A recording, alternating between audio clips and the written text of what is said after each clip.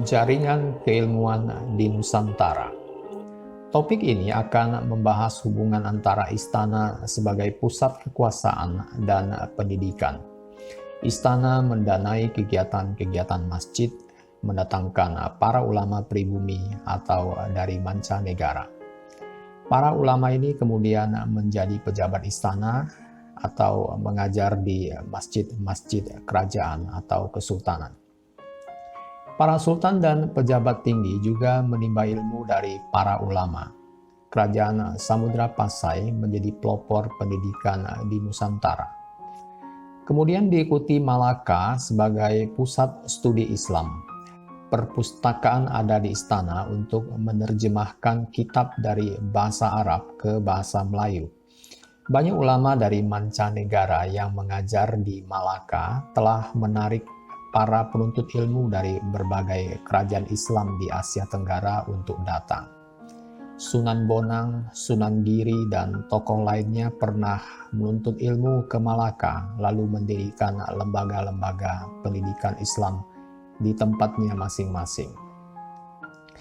Demikian pula dengan Sultan Iskandar Muda dari Kerajaan Aceh Darussalam mendirikan Masjid Raya Baitur Rahman dan memanggil Hamzah Al-Fansuri dan Syamsuddin As-Sumatrani sebagai penasehat. Syekh Yusuf Al-Makassari, ulama dari Kesultanan Goa di Sulawesi Selatan, pernah menuntut ilmu di Aceh sebelum melanjutkan ke Mekah.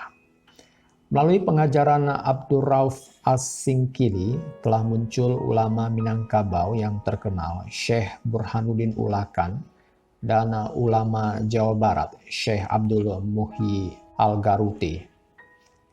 Karya-karya sastra dan keagamaan dengan segera berkembang di kerajaan-kerajaan Islam.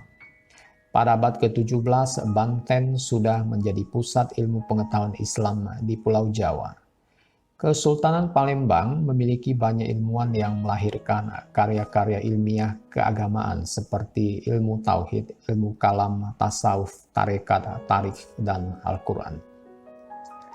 Berkembangnya pendidikan dan pengajaran Islam telah berhasil menyatukan wilayah Nusantara yang sangat luas melalui penggunaan aksara Arab dan bahasa Melayu sebagai bahasa pergaulan dan bahasa pemersatu. Berkembangnya pendidikan Islam di istana-istana raja menjadi pendorong munculnya pendidikan dan pengajaran di masyarakat. Ulama-ulama hasil didikan dari istana menjadi pengajar di rumah mereka untuk masyarakat luas pada jenjang pendidikan dasar. Masjid-masjid yang berada di pemukiman penduduk dikelola secara swadaya oleh masyarakat untuk pendidikan masyarakat umum sendiri tanpa membedakan status sosialnya. Dengan otonomi yang luas lalu berkembang menjadi sebuah lembaga pendidikan yang cukup kompleks seperti Meunasah di Aceh, Surau di Minangkabau, Langgar di Kalimantan, dan pesantren di Jawa.